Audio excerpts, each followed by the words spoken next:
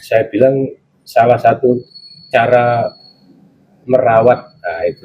Cara merawat. Jadi, kalau bahasa dalam agama ya. Apa itu? Faedah dalam NU ya ini.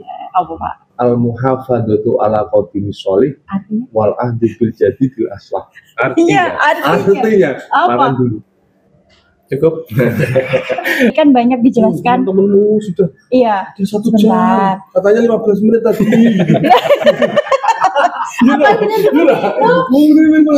Iya, sorry. Iya, lanjut.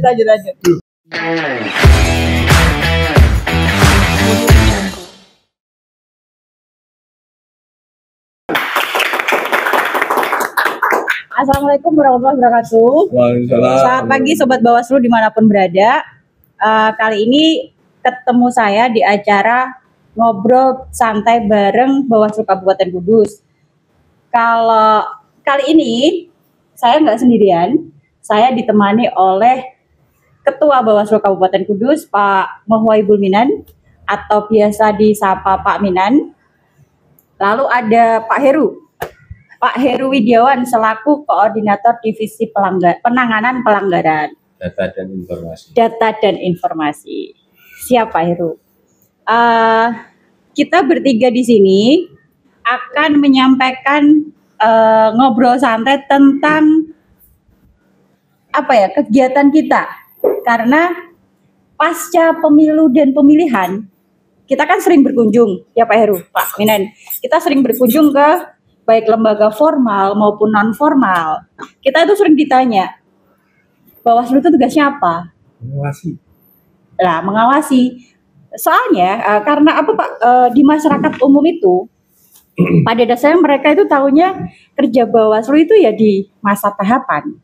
Terus setelah selesai, mereka ngapain sih? Kita ngapain sih? Dikiranya kita itu kerjanya ya pas pemilu aja, kayak gitu. Lah, ini saatnya kita ngasih tahu keterpenasarannya masyarakat akan apa tugas dan peran Bawaslu pada saat pasca pemilu atau pemilihan. Seperti itu Pak Heru, Pak Minan. Siap.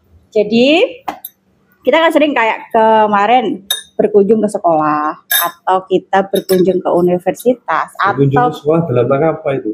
Kita kan ada program, nanti mungkin bisa disampaikan sama Pak Minan. Mau saya apa Pak? Main sama anaknya siapa Pak? Bu Septi tiap hari berkunjung ke sekolah. Berkunjung ke sekolah karena saya ngantar anak saya. Gitu. Jadi apalagi pada saat ini kan kita nggak ada anggaran sama sekali ya Pak? Ada. Oh ada ya Pak ya? Bilang nggak ada. Ya ada, tapi efisiensi seperti itu.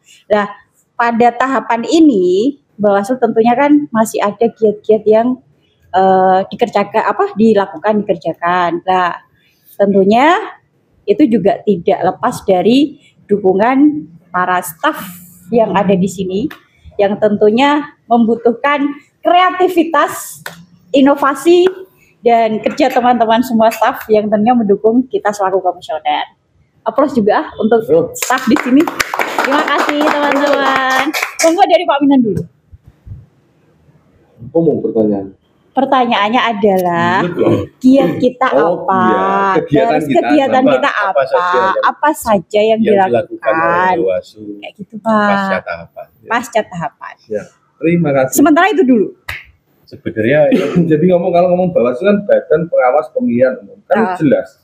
Harusnya gitu Pak. Tapi jadi banyak yang tanya. Kan, tapi memang ya wajar ketika publik itu bertanya, karena tahunnya kan memang Bawaslu yang mengawasi tahapan pemilu maupun pemilihan. Setelah itu ngapain?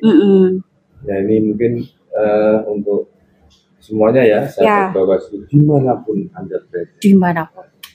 Jadi kalau tadi Mbak Septi menyinggung sedikit terkait dengan anggaran, memang hari ini sangat efisiensi penganggaran dalam hal kegiatan. Akan tapi tetap untuk anggaran kebutuhan perkantoran dan untuk operasional ya honor kan masih jelas ya. Dan rutin. Tetapi kegiatan yang memang berbasis dengan menghadirkan orang, melakukan kegiatan sosialisasi yang beranggaran memang sudah sangat banyak berkurangi kan. Karena dalam tahun ini itu kan baru satu kali kegiatan yang ada anggaran. Kemarin tuh ya Pak? Ya, penguatan Kelembagaan. Dengan mengundang stakeholder dan dihadiri oleh Komisi 2 DPR RI kan itu. Ya. Selainnya memang bagaimana Bawaslu itu berinovasi, berkreasi. Betul Pak. Untuk menjaga keberlangsungan Bawaslu ini tetap ada dan juga menjawab publik bahwa Bawaslu tidak hanya bekerja pada saat pemilu dan pilkada. Bahkan kalau saya melihat itu malah kegiatan ini luar biasa banyaknya dibandingkan pada saat tahapan pemilu. Kalau tahapan pemilu kita kan mengikuti ya, alurnya kan mengawasi, misalkan ada logistik data, kemudian nanti pendistribusian atau pensortiran dan sebagainya. Tapi kalau itu kan sudah ada jadwal pakem, tanggal sekian ini, tanggal sekian ini. Sudah ada alurnya tuh Pak. Ya, yang hari ini Bawaslu lakukan itu kan bagaimana kita bisa menciptakan inovasi dan kreativitas ya. Kreativitas dan tentunya teman-teman staf yang tadi disampaikan memang luar biasa. Bahkan kadang dari pimpinan sendiri itu kan ya ada inisiatif, ada tidak, yang berinisiatif kadang juga dikasih masukan oleh staf. Inilah untuk membangun satu keharmonisan dalam keluarga Bawaslu seperti ini. Jadi tidak terus kemudian sebagai pimpinan 5 komisioner ini mendominasi, itu enggak. Tetapi 5 pimpinan ini ketika berdiskusi kemudian teman-teman staf kita ajak baiknya seperti apa. Misalnya kegiatan seperti ini apa yang harus kita lakukan. Jadi kita melibatkan semua staf kita, terus kemudian kita memberikan perintah ini jalankan. Nah ini satu poin yang saya rasakan di Bawaslu Kabupaten Kudus. Yang kedua, kegiatan yang telah kami lakukan itu diantaranya ya hari ini kan jelas podcast tanpa anggaran ya Pak. Podcast ngobrol bareng terkait dengan kondisi Bawaslu Kudus hari ini. Kemudian ada podcast keliling ya, yang kita datang ke universitas, kampus, kemudian sekolahan ya kan, lembaga pendidikan, school itu, dan kegiatan ada Bawaslu menyapa ke desa-desa, ini kan sudah kita lakukan. Nah, apakah ini hanya sebatas untuk formalitas saja? Saya kira tidak. Karena apa? Contohnya misalkan kita menyapa ke masyarakat atau ke desa, ini kan setidaknya kita dapat cerita pelaksanaan pemilu pilkada tahun kemarin seperti apa, terus keinginan dari masyarakat ke depannya ini seperti apa. Ini kan bagian dari evaluasi kita. Keterlibatan masyarakat dalam hal pengawasannya ini sudah sejauh mana. Terus yang telah dilakukan Bawaslu selama ini, kita sosialisasi ini ada dampak atau tidak. Nah ini kan kita dapatkan kan memang dari diskusi-diskusi kecil dengan teman-teman yang di lapangan masyarakat itu. Nah itu yang memang kita laksanakan podcast. Dan kemudian kita juga melaksanakan kegiatan lainnya memang melalui media sosial ya. Pemberitaan-pemberitaan itu. Kemudian kita juga berkegiatan dengan pihak luar, yang mana pihak luarnya juga non-budget tanpa honor. Kita ngajak kolaborasi dengan lembaga-lembaga lain, seperti kemarin kita ngajak yang baru itu kan kita tanpa memberikan honor sepeser pun enggak. Komunikasi kemarin ya Pak ya. Mereka mau. Nah ini bagaimana kita selalu berinovasi untuk mengajak pihak luar lah. Karena memang kita sadari kita tidak ada anggaran untuk kegiatan itu, tetapi kita dituntut tetap melakukan kegiatan sebagai tanggung jawab lembaga. Jadi negara membayar kita kan tidak tersemudian kita hanya datang ke kantor, tapi tidak jelas mau ngapain gitu loh. Setidaknya apa yang bisa kita lakukan ya sudah kita lakukan semaksimal yang bisa kita lakukan. Selain itu juga ada kegiatan apa namanya Bawaslu menyapa, kemudian Ya. penguatan SDM, SDM. Internal ya, peningkatan kapasitas itu apa? ya kan ya. Karena internal ini juga penting. Betul Pak. Ada kajian-kajian itu Mas juga bisa ngomong terkait dengan bedah Perbawaslu maupun PKPU. Ya. Setidaknya nanti pada pemilu 2024 kalau 2029 kalau memang jadi itu kan berarti setidaknya SDM teman-teman ini kan sudah terbangun, sudah jalan apalagi kan ada di kita kan kemarin ada CPNS 3 ya. Kemudian ada P3K 2 yang sudah diangkat yang awalnya tidak ada di divisi ini kan kalau tidak kita bekali dengan aturan regulasi ini nanti di kemudian hari dia pasti akan bingung apa yang akan dilakukan ya. Pasti teman-teman di PNS itu kan yang notabene kan dia bukan dari pengawas ya, belum pernah jadi pengawas. Kecuali kalau memang dia itu sudah pernah menjadi pengawas di tingkat desa atau kelurahan atau TPS, kecamatan. Nah ini kan belum deh, nggak pernah deh. Nah makanya kan setidaknya dia sudah punya gambaran. Tapi ini kan nol pupol biasanya kan. Makanya itu yang harus kita siapkan untuk pemilu yang akan datang. Kemudian kita juga membuat ILM. Kemarin kan sudah tahu Mbak Septi itu yang baru satu nanti kita masih ada lagi. Masih ada berapa? Iya sih. Ada 3. Ya. Nanti masih kita godok. Masih 3 lah kira-kira itu. Kemudian kemarin kita juga kegiatan dengan pemerhatian Oh itu dengan CPPA. Kemudian dengan guru-guru. Betul. Baik itu guru yang sekiranya ada kaitannya dengan demokrasi. Betul Pak. Saya kira itu masih banyak sih janjinya. Nanti kalau saya yang ngomong semuanya ini Pak Heru ya ini giliran dari biar dihabiskan. Tidak, nanti dapat jatah sendiri. Saya di sini mungkin pada bertanya di sini nggak ada hostnya kenapa? Memang tujuannya kita ngobrol bareng dengan 3 komisioner ini biar supaya dari masyarakat juga tahu. Saya Kodim SDM selaku juga host di sini juga narasumber, nanti juga ditambah dari Pak Heru. Iya saya tadi juga bingung, katanya ada host. Nggak ada Pak. Kemudian narasumbernya 3, lah hostnya duduknya di mana? Aku juga bingung. Sudah gitu, Pak, nggak usah bingung ya. Duduknya di sini. Terus yang satu hostnya mana? Saya merangkap sebagai host gitu Pak SDM. Kita ngobrol saja, gitu Pak. Ya. Sobat Bawaslu dimanapun Sobat Bawaslu berada, tadi sekilas sudah disampaikan sama Pak Minan tentang apa saja kegiatan dari Bawaslu Kabupaten Kudus pasca pemilu pemilihan yang dengan minimnya anggaran. Lalu di sini ada Pak Heru selaku Koordinator Divisi Penanganan Pelanggaran. Nah, giat apa atau dari Divisi Penanganan Pelanggaran kemarin waktu pemilu atau pemilihan itu adakah yang perlu diperbaiki atau ada untuk kedepannya Pak itu seperti apa yang nanti bisa dipersiapkan kan ini termasuk evaluasi juga ya kita ya untuk di pemilu 2029 nanti baik dari kesiapan kita selaku komisioner penyelenggara dan dari teman-teman sekretariat seperti itu Pak Heru.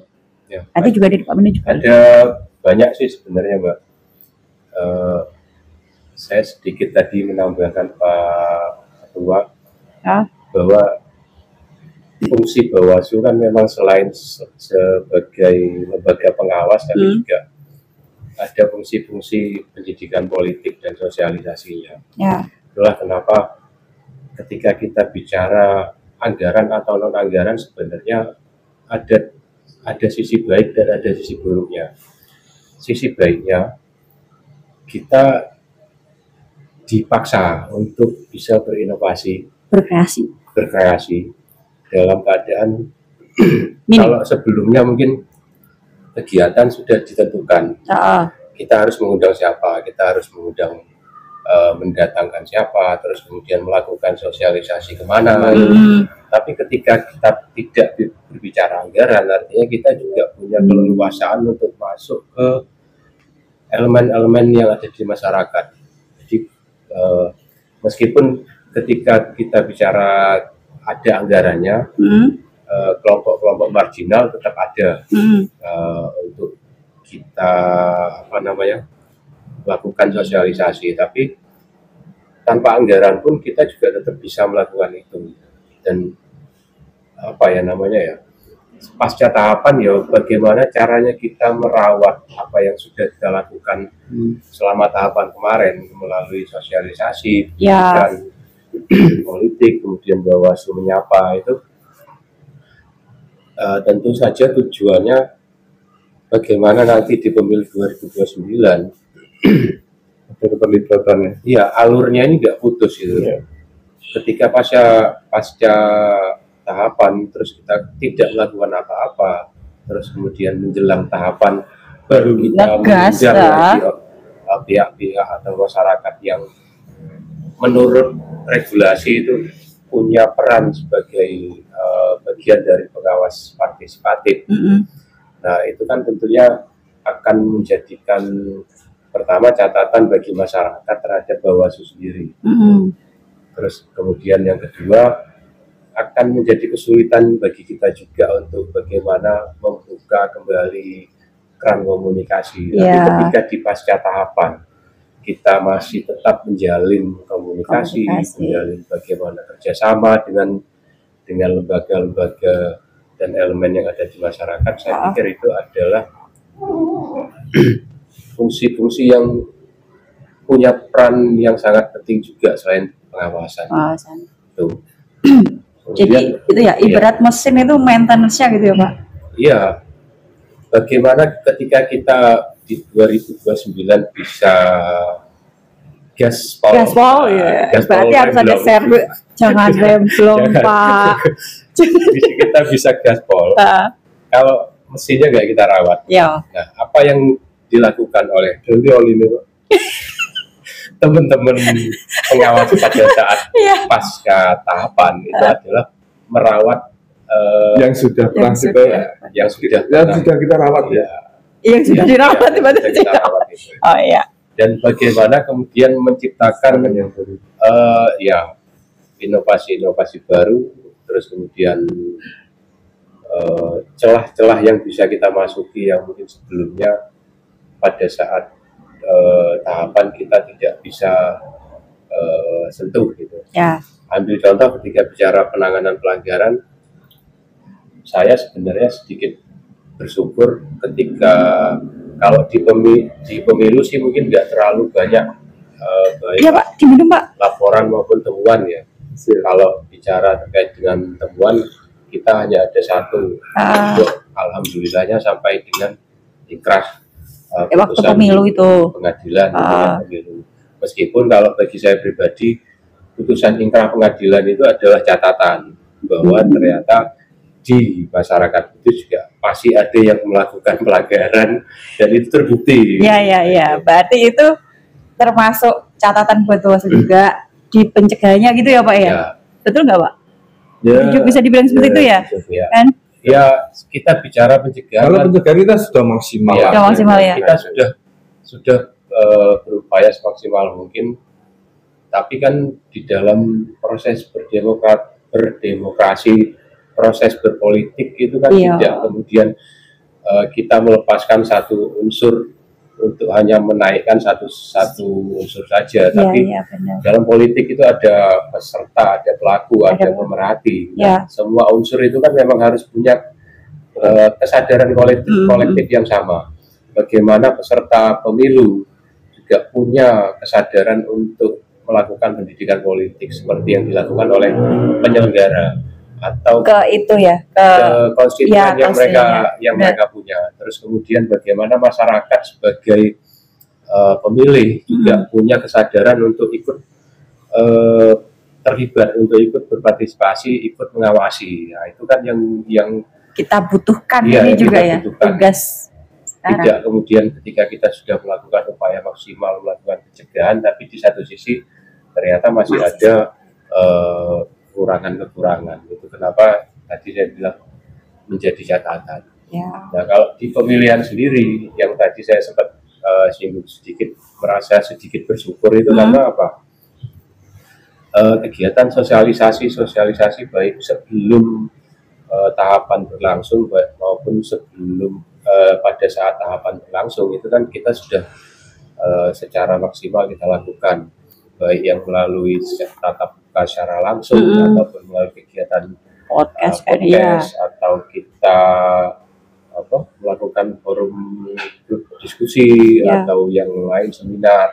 Nah, pada saat masa kampanye sebenarnya ada banyak mulai dari informasi awal maupun laporan yang masuk itu menurut saya menandakan bahwa kepedulian tingkat partisipasi masyarakat untuk ikut mengawasi itu sudah ada peningkatan. Berbeda dengan misalkan kita bicara pemilu, masing-masing sudah enggak ini, masyarakat pun melihat terlalu banyak calon, terus kemudian kesannya mungkin bisa jadi masa bodoh. Bisa aja. Terus tinggal nanti pada saat hari H nyoblos siapa gitu. Tapi tidak kemudian ikut mengawasi prosesnya. Tapi ketika di pemilihan memang tingkat partisipasi masyarakat selain dari jumlah suara kan sampai dengan 87%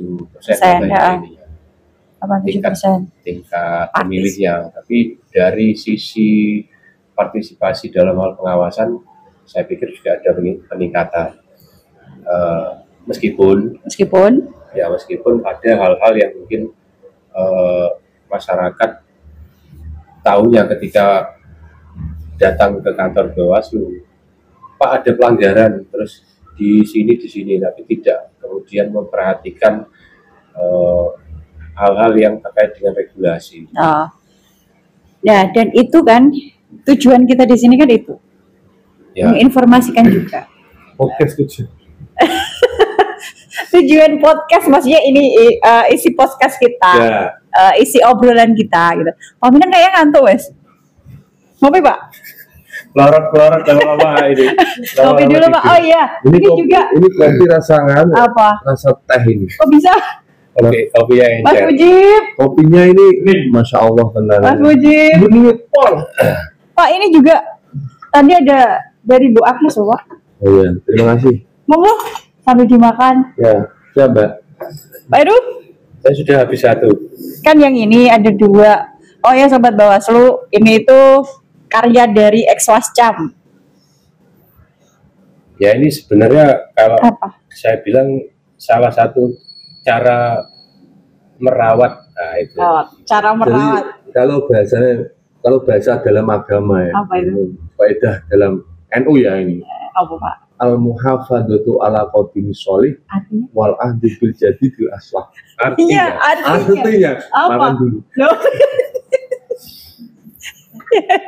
Ayo. Dan tidaklah kamu. Ayo teman-teman, ambil. Biasanya kan gitu. Ya, artinya tadi, jadi kita itu merawat tradisi yang sudah ada, terus kemudian kita mengambil sesuatu yang baru, yang baik. Ya karena strawberry. teman-teman pengawas ini kan kalau misalkan kalau di pemilu atau pemilihan berikutnya teman-teman itu jadi pengawas lagi. Iya. Tapi kalau kemudian ada orang-orang lain yang menjadi pengawas selain yang kemarin jadi pengawas, tanpa kita melakukan merawat bagaimana komunikasi silaturahim dengan teman-teman itu tetap terjalin, bisa jadi ketika di pemilu atau pemilihan berikutnya teman-teman itu nggak mau ini sama sekali, nggak mau ikut cawe-cawe. Saya sudah bukan pengawas kok. Gitu. Tapi ketika misalkan masih terjalin silaturahim, masih terjalin komunikasi kan enak. Setidaknya ketika ada informasi apa itu teman-teman juga bisa menyampaikan. Terus kita juga bisa jemput bola, Mbak, Mas, Pak, Budi, Pak D, kan Mas seperti Om, ini teman. Tante. Ada informasi di sini. Ini juga kan jadi seperti ini. Dia mereka buat, kita ikut merasakan. Ya, ini makasih ya Bu Agnes. Itu ada roti sisir juga loh tadi. Itu kalau istilahnya mungkin bisa retribusi ya. Jadi langsung dinikmati. Retribusi? Kok retribusi kan langsung bayar. Gitu. Kalau pajak kan kita ini dulu nanti bayarnya di akhir. Tapi kalau retribusi itu kita langsung bayar. Oke. Nah, itu hal-hal yang langsung dirasakan. Ya sih. Contohnya juga pada tahapan ini kan ya Bawaslu juga mengawasi itu toh Pak. PDPP, pemutahiran data pemilih berkelanjutan. Ya. Nah kemarin juga teman-teman kan ikut ngawasi coktas, pencocokan dan coklit terbatas. Ya. Nah coklit terbatas dan di situ juga kayaknya kemarin kan sampai ke tingkat menemukan orangnya itu kan pasti dengan bantuan teman-teman yang masih ada di bawah itu kan seperti itu. Itu juga wujud tetap menjaga silaturahmi apa silaturahim? Terserah saya Pak. Jangan terserah saya Pak. Saya sih silaturahim. Silaturahim yang benar gitu. Kalau silaturahmi itu nanti beda ya Pak. Baik.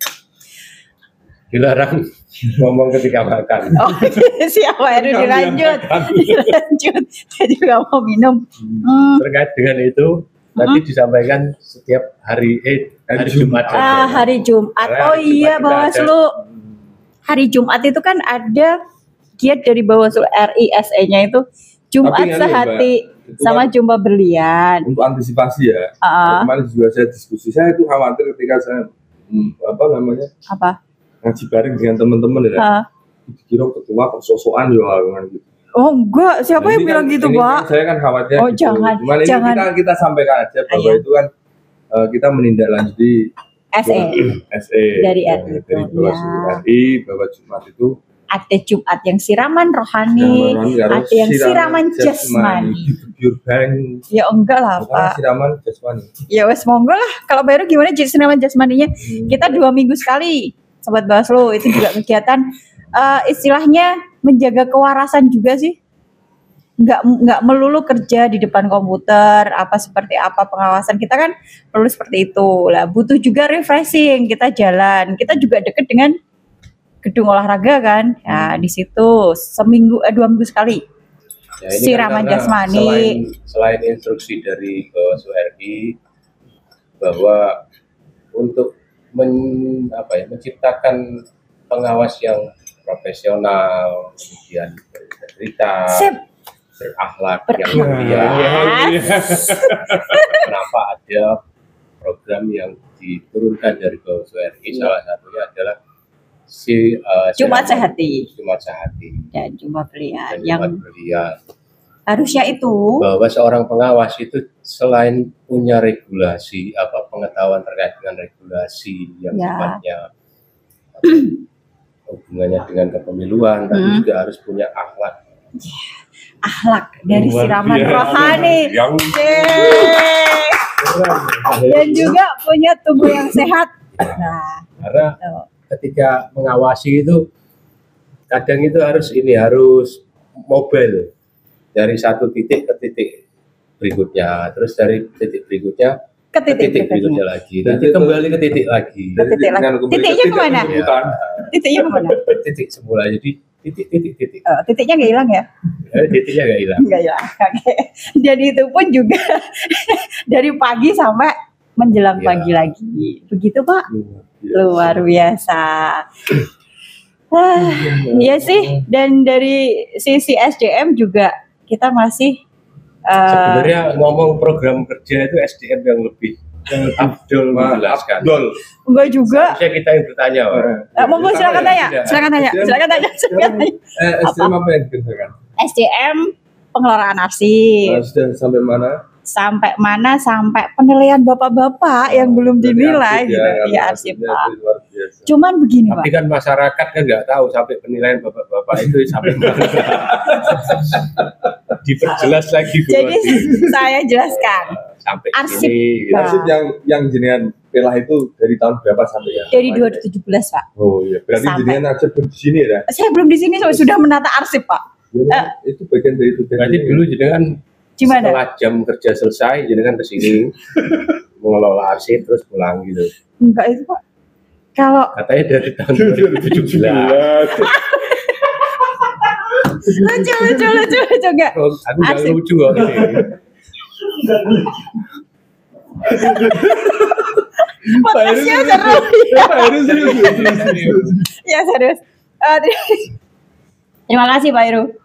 Jadi gini Sobat Bawaslu, arsip di tahun 2025 ini SDM dari Bawaslu Kabupaten Kudus, kita sebenarnya nggak SDM aja sih, kita kan kolektif kolegial semua. Cuman untuk koordinatornya adalah dari divisi SDM.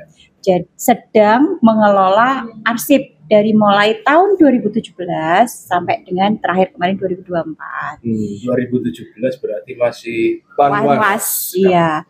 Itu saya memang belum berada di sini, mungkin Pak Heru juga. Pak Minan juga belum ya? 2018 ya Pak di sini ya Pak? Sudah Pak Minan. 2017 Pak? Saya itu pendiri kantor. Oh, pendiri kantor Pak. Ya Allah Pak. Dideng kok wes ngoyot denen. Tenang. Terus kayak Sebentar lagi saya nanti kemana, Pak? 2029 saya tidak di kantor sini lagi. Kemana Pak? Saya wariskan. Pilih Pak Minan. Tapi pindah kantor. Oh, pindah kantor. Kemana itu?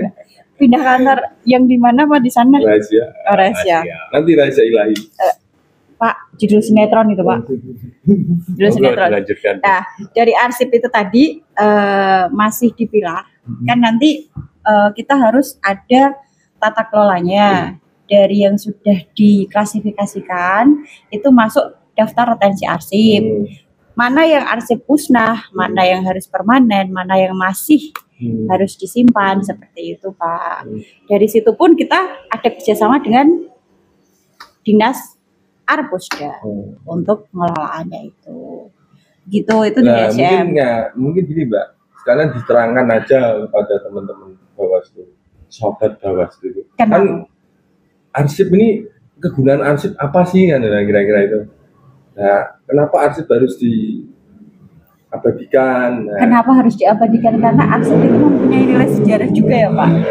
Di mana Bawaslu dari kan ada arsip statis ya. Itu ada foto hasil pengawasan kayak panjenengan itu udah hadir di sini kan di 2017. Ya. Nah, itu tadi komisionernya siapa aja waktu itu, yang berperan siapa aja, lalu melakukan pengawasan apa saja, lalu hasilnya seperti apa, itu tuh masuk kearsipan itu, dan itu adalah hak informasi untuk masyarakat sekitar. Informasi juga umum, ya? Iya, secara umum. Saya misalkan mau mengadakan penelitian itu saya bisa akses arsip-arsip yang ada bisa dengan di Bawaslu maupun di Arpusda Pak. Oh gitu. Kan itu nanti kan tapi arsip ada ketentuan. Ada Pak, itu nanti malah dari divisi Datin yang bisa menjelaskan. Saya tanya. Lebih berkompeten. Saya kualat nanti kalau kasih jawaban itu, karena dasar dari misalkan jadi arsipnya banyak ya hari ini Bawaslu. Banyak Pak, statis, dinamis kayak gitu Pak. Cuman ya Sobat Bawaslu, semisal butuh data atau informasi seperti apa, bisa kok Bawaslu memberikan, cuman ada hal-hal yang dikecualikan seperti itu. Mungkin itu informasi yang dikecualikan. Cara memperoleh data itu seperti apa ya? Nah, sebentar lagi itu akan diluncurkan video dari divisinya Pak Heru. Saya ini terkait dengan penyampaian laporan. Penyampaian laporan ya, bukan ya? Oh, itu berarti nanti menyusul. Ada video seputar itu. Gak apa-apa Bawaslu. Ini malah SDM kok nggak tahu kalau Pak Heru mau buat videonya kan video penanganan pelanggaran, bukan PPID. Nah, saya pikir kan juga tahu mau buat itu juga Pak. Kan terkait beliau kan di divisi Datin juga. Siapa ini tahu. Saya paham karena di sini ada Mbak Desi. Oh iya, ada Selamat juga. Jadi kan setidaknya nanti waktu ini Bu Syafi secara tepat ini memberikan saya diminta untuk bagaimana. Enggak gitu loh. Buat kan nanti kalau ada orang minta data. Enggak sih, sebenarnya di webnya Bawaslu pun sudah ada kok tata caranya seperti apa untuk memperoleh informasi. Gratis Pak. Gratis Sobat Bawaslu, gratis. Jadi kalau nanti ada yang memungutan liar itu berarti bukan kita. Bukan Bawaslu. Begitu Pak. Kalau ada yang memungut, laporkan saja ke Bawaslu Kabupaten Kudus. Siapa yang memungut? Laporkan, di bawah ada bannernya. Bannernya. fotonya Mbak Desi, saat mencari Desi. Jadi terkait dengan tata cara permohonan informasi sebenarnya beda ya ininya ya. PDP. Ini apa ini? Ini apa ini? Ya, saya soalnya ingat cuma fotonya yang di bawah. Berarti yang kamu ingat Mbak Desi ya? Oh ya kan Mbak Desi. Kalau terkait dengan tata cara permohonan informasi sebenarnya di YouTube Bawaslu sudah ada. Terus kemudian beberapa waktu yang lalu kemungkinan tidak ada yang berubah ya Pak? Kemungkinan tidak ada yang berubah karena Perbawaslu terkait dengan masih sama. Informasi masih sama. Terus kemudian beberapa waktu yang lalu pada saat teman-teman CPNS baru masuk itu kan sempat diberikan tugas juga. Nah, kebetulan teman-teman CPNS yang 3 orang ini ada Mbak Maria, Mas Adi sama Mbak Lia itu ngambil tugas pembuatan videonya itu terkait dengan tata cara permohonan informasi. Oh gitu. Jadi di sana sudah ada kontennya ya, secara sederhana ya. Iya, sederhana. Meskipun nanti kalau secara rincinya sih bisa datang kalau misalkan memang masyarakat membutuhkan informasi bisa datang langsung ke kantor Bawaslu atau melalui saluran resmi Bawaslu, misalkan lewat email atau lewat ini dengan menyampaikan surat permohonan informasi secara resmi. Oke. Terima kasih penjelasannya Pak Kordif, Pak Heru. Terkait tadi yang katanya saya mau bikin video itu tentang itu ya, penanganan pelanggaran ya. Sebenarnya apa? Laporan. Ya, penyampaian laporan. Yes. Kalau saya bilang ini mungkin bisa jadi seri ya, karena kalau satu video satu-satu apa saya nih Bu? Ya dibuat secara keseluruhan mulai dari tata cara penyampaian laporan sampai dengan tahapan berikutnya itu pasti akan panjang dan orang akan dan saya pikir masyarakat perlu tahu informasi ini karena nanti akan ada hubungannya dengan bagaimana masyarakat menyampaikan laporan yang kira-kira yang saya bawa pada saat menyampaikan laporan itu apa aja. Apakah hanya saya tanpa membawa apa-apa itu bisa menyampaikan laporan ataukah memang harus ada hal-hal yang harus dipenuhi, misalkan seperti itu. Biasanya apa sih Pak yang harus dipenuhi ketika masyarakat hadir? Harus ada syarat formil dan materialnya. Apa itu Pak? Formil kan berarti ada pelapor biasanya dibuktikan dengan KTP atau fotokopi KTP. Kalau di pemilihan itu dulu regulasinya harus ada kecocokan antara tanda tangan pelapor dengan di KTP, tapi kemudian regulasi terbaru itu sudah dihapus. Artinya hanya membawa fotokopi KTP, syarat formil pelakunya sudah terpenuhi. Terus kemudian ada uraian kejadian, terus syarat materialnya ada bukti, ada tempat dan waktu kejadian. Itu cuma ketika kita bicara masalah bukti itu kadang teman-teman atau masyarakat itu hanya melihat bentuk foto atau video itu dianggap sudah bukti. Ya itu memang bukti, tapi barang bukti, tapi belum tentu nanti akan dapat memenuhi sebagai alat bukti. Ya itu mungkin ya aja lah. Dikasih. Itu nanti kan spill aja lah. Oh iya, maksudnya saya gitu, spill aja. Karena banyak itu. Ya, khusus panjang. Kenapa saya pengen ini misalkan dibuat satu seri terkait hanya penyampaian laporan saja. Itu nanti juga akan panjang, bisa 5 jam mungkin videonya. Ini kan terkait. Berarti kan kalau jam sekarang jam 11 ya. Jangan Pak, sudah Pak, cukup Pak Minan, cukup. Nah kembali ke tadi, tugas-tugas SDM. Enggak, ini saya itu dulu. Apa aja? Sebentar, gitu. Saya sambung dulu. Kejar pokoknya ini. Saya tetap di sini Pak, jangan kejar saya Pak. Terkait tadi saya nanya, karena banyak kan dari masyarakat itu sepertinya kayak pas kita ngadain penguatan kelembagaan kemarin itu loh Pak, kan ada yang banyak tanya. ketika lapor ke Bawaslu, terus nggak ada hasilnya, terus ketika lapor apa, terus harus seperti apa, kita harus bawa apa, kan makanya ini pas kebetulan kita di sini, kan ada spill sedikit disampaikan ke masyarakat seperti itu, terkait tadi, apa namanya, lapor itu harus bawa apa, buktinya apa, kan kayak gitu, paling nggak ada sedikit sebelum nanti video yang resminya di launching sama divisi spoiler, pada spoiler kayak film aja.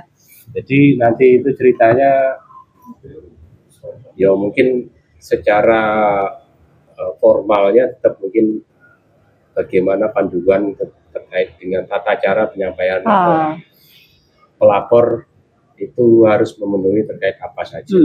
Cuma kalau saya bocorkan semuanya ya berarti nggak seru. Filmnya nggak usah dibuat. Jangan, nggak seru nanti. Tiketnya nanti. Ya, kemarin mungkin gini Mbak ya, kemarin ketika laporan kemudian nggak selesai. Nah, karena yang dilaporkan nggak jelas. Siapa yang dilaporkan, tempat kejadiannya di mana, barang buktinya nggak ada. Iya benar. Iya Pak. Iya makanya nah, itu kan nanti setelah ketika orang ada yang laporan ternyata nggak ditindaklanjuti di Bawaslu, berarti kan ada yang kurang syaratnya. Iya betul. Ya dikasih waktu 3 hari untuk memperbaiki. Nah, seperti dan itulah. Tidak diperbaiki ya.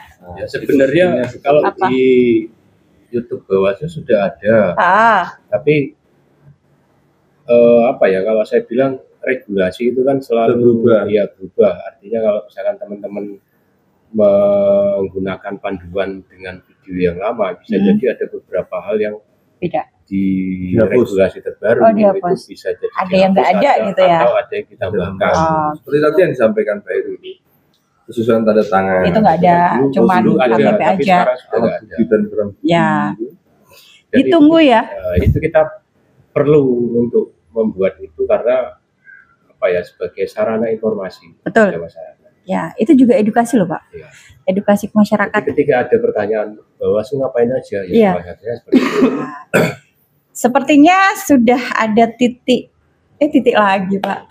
Titik lagi ya, titik tadi yang bilang ya. Sudah ada pencerahan untuk Sobat Bawaslu yang di rumah. Kegiatan Bawaslu itu apa? Pak Winan, cerita lagi tentang kemarin kita habis kegiatan penguatan kelembagaan. Dan di situ kita ambil tema kemarin itu implikasi apa? Keputusan MK 135 ya Pak ya. Nah, kalau menurut Pak Winan sendiri seperti apa? Kegiatan kemarin. Kegiatan kemarin sukses. Lalu? Ya kita tunggu nanti akan apa diterapkan atau tidak putusan MK itu. Gitu ya. Karena ini masih digodok oleh DPR Komisi 2. Kalau kita kan sebagai penyelenggara di bawah Bawaslu kabupaten, ini kan nanti ngikut regulasinya seperti apa. Kalau hasil putusan kemarin kan memang pemilu dipisah. Iya, dipisah antara pemilu lokal. Ya kita tunggu aja. Gitu ya Pak. Iya. Kalau plus minusnya Pak? Enggak usah, saya enggak itu ya Pak ya. Nanti aja lah. Ya, nanti apapun itu. Produk hukum yang nanti dihasilkan dari putusan MK itu, karena putusan MK kan final dan mengikat. Final and binding. Ini apa binding? Nah itu. Karena kita nggak bisa Mbak. Iya betul. Penyelenggara kemudian menganalisa nanti seperti ini. Salah ya. Di publik kita bukan tanya, bukan kapasitasnya. Kita bukan sebagai pengamat politik. Betul. Oke Pak. Gitu loh. Nah. Siap Pak Winan. Oke. Gitu. Jadi gini. Enak Pak. Enak banget. Kenapa kemarin lagi Pak? Kegiatan penguatan kelembagaan itu ada mengundang narasumber dari Komisi 2. Itu kan sebenarnya sebagai salah satu sarana bagi Komisi 2 untuk menjaring atau menerima masukan-masukan dari masyarakat. Apakah dari penyelenggara atau dari pemerhati politik atau kemarin dari masyarakat yang lain. Meskipun secara aturan bahwa keputusan MK itu sudah final dan mengikat, tapi dalam proses politik pembentukan produk hukum juga nanti kan ada yang namanya termasuk juga ketika menerima atau menyaring masukan dari misalkan akademisi terkait dengan perubahan di undang-undang pemilu itu terkait apa saja.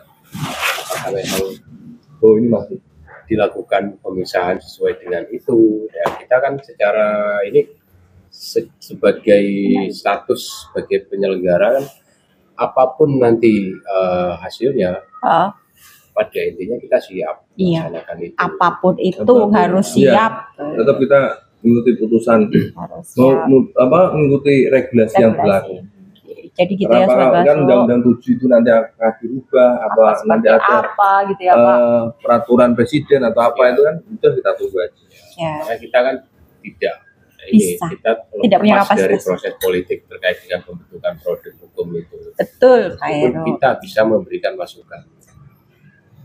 Oke, terima kasih. Mbak Serti nggak makan? Nanti sih Pak. Udah sarapan lagi? Belum Pak. Habis ini sarapan Pak? Nggak usah. Nggak usah Pak. Sarapan ini aja Pak. Waduh. Sobat Bawaslu, terkait tadi pertanyaan Pak Heru tentang SDM ngapain aja gitu, selain arsip.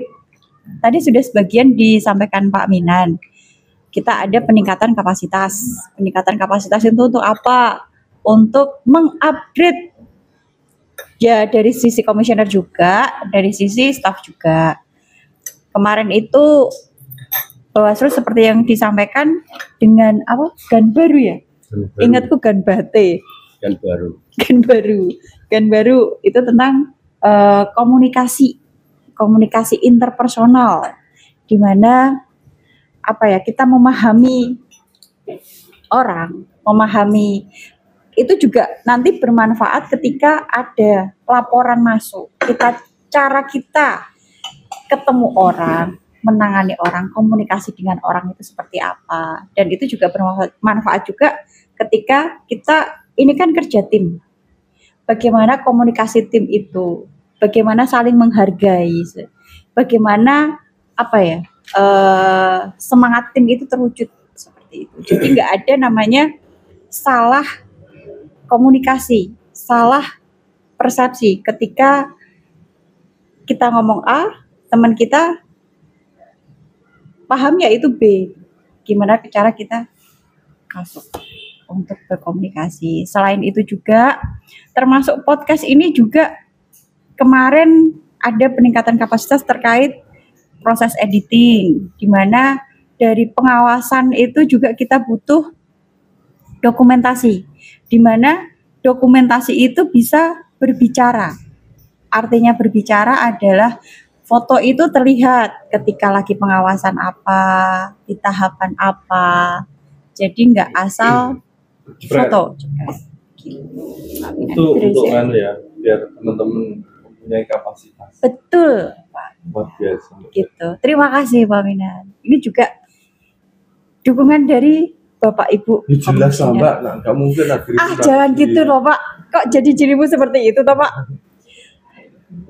Saya nggak ikut-ikut ya Bapak Ibu. Ikut Pak Heru? Nggak usah. Karena memang seperti itu.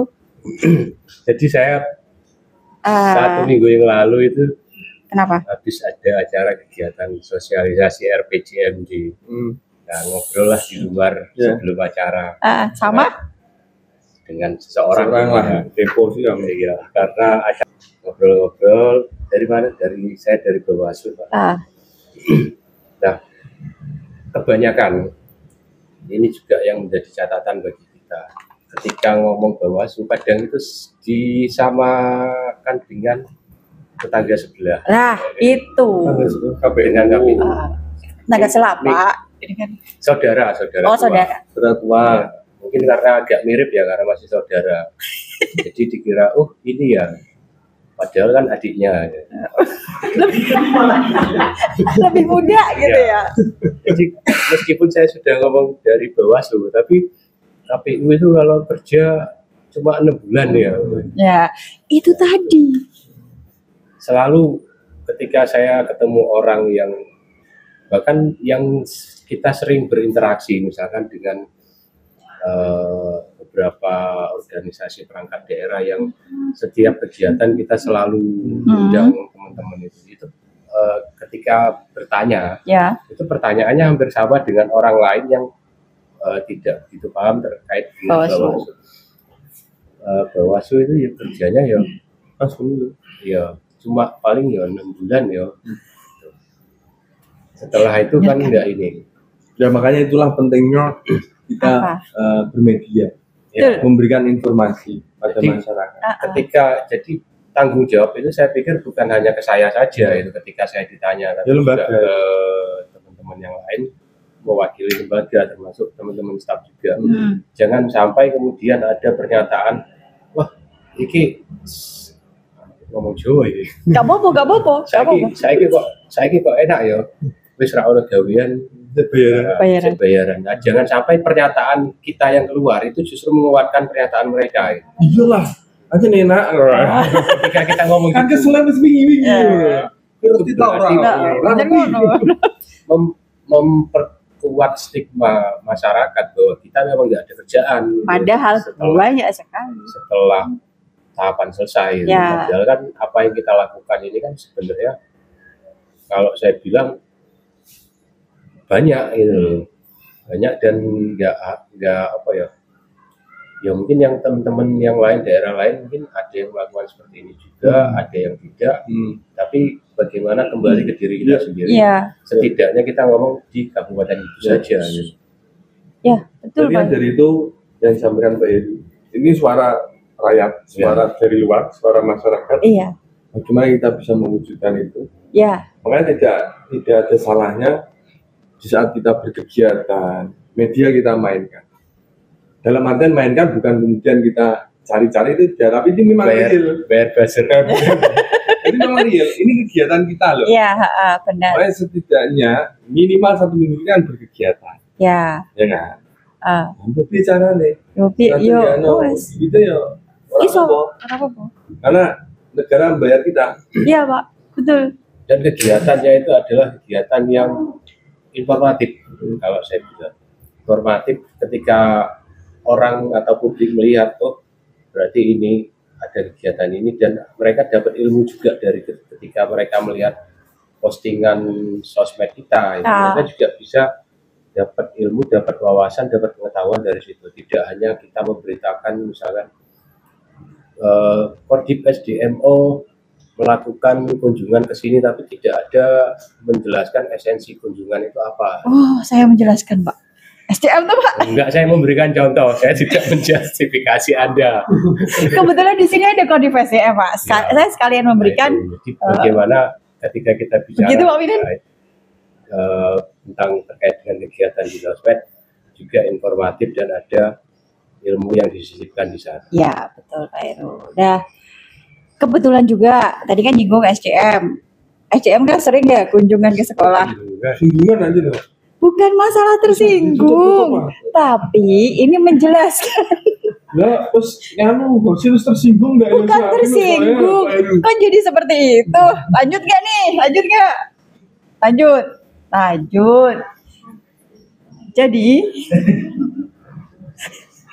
Jadi ini Bawaslu, masyarakat sobat Bawaslu, tadi kan banyak dijelaskan. Temen-temenmu sudah. Iya. 1 jam. Katanya 15 menit tadi.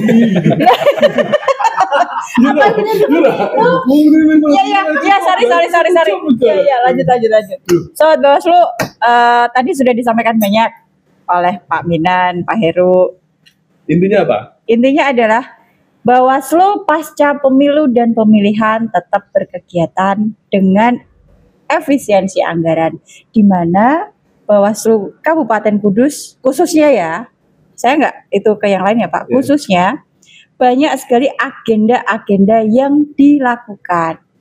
Dan salah satu podcast ini adalah salah satu kegiatan tersebut, di mana podcast hari ini menginformasikan bahwa Bawaslu Kudus tetap eksis, konsisten, profesional, dan berintegritas. Intinya itu, Pak. Begitu, Pak Minan. Sekaligus saja, karena saya berpesan closing statement. Nah, ini closing statement nih. Belum closing loh, Pak. Enggak, silakan. Ya, Pak, closing statement. Usah. Iya Pak, closing statement nanti dari Pak Heru, Pak Minan. Monggo, Des. Long. Dia itu tuh. Komputer mas mati tadi loh.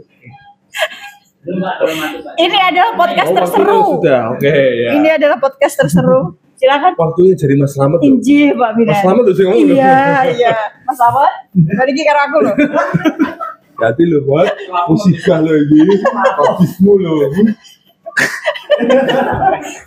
Framingnya kok segitu sih ya? Monggo Pak Minan konsisten. Jadi apa yang kita sampaikan tadi memang ini kita tetap berkegiatan, bertanggung jawab, profesional, konsisten, berintegritas. Tapi kita juga berharap bagi mungkin yang mendengarkan dari entah itu kalangan manapun ya. Dari misal dari perusahaan, lembaga pendidikan, pemerintah daerah dan sebagainya, OPD yang lain, atau dari desa-desa stakeholder lah. Kalau memang kita bisa bergabung, ya syukur. Artinya dalam hal misalkan kolaborasi ya Pak? Mereka jenengan punya kegiatan, bisa lah kita diundang untuk menyisipkan sedikit materi yang dapat kita sampaikan kepada teman-teman pada masyarakat. Pendidikan politik. Gitu. Jadi karena ya kita tahu kita kan tadi efisiensi anggaran. Salah satunya dengan cara itu mengajak stakeholder yang ada. Udah itu aja saya pesan. Syukur-syukur setelah ini kita nanti dapat apa? Dapat itu Pak. Tawaran kolaborasi Pak. Pak, kenapa sih Pak seperti itu Pak? Karena gini, sebetulnya ya kalau hari Senin itu luar biasa juga. Apa Pak? Mimpin upacara ya Pak? Gak mimpin upacara ya? Oh enggak Pak. Lah ini saya mau ngajak bapak-bapak untuk jadi inspektur upacara. Siap ya Pak Heru? Siap. Itu sebagian dari tanggung jawab kita. Siap. Terima kasih. Catat ya Sobat Bawaslu. Cukup. Pak Heru closing statement. Cukup. Oke. Closing statement cukup. Ya satu aja sedikit. Bagaimana kita menjaga eksistensi kita di pasca tahapan terkait dengan sosialisasi dan pendidikan politik yang kemudian outputnya dan outcome-nya adalah berupa sesuatu yang bermanfaat bagi kita dan bermanfaat bagi masyarakat. Oke, baik, terima kasih Pak Minan, Pak Heru, dan terima kasih kepada Sobat Bawaslu. Semoga podcast, terima kasih juga teman-teman yang sangat kreatif, hebat, dan inovatif. Dan semoga podcast kali ini bermanfaat untuk Sobat Bawaslu dimanapun berada. Ada lagi Pak Heru? Nggak ada, cukup.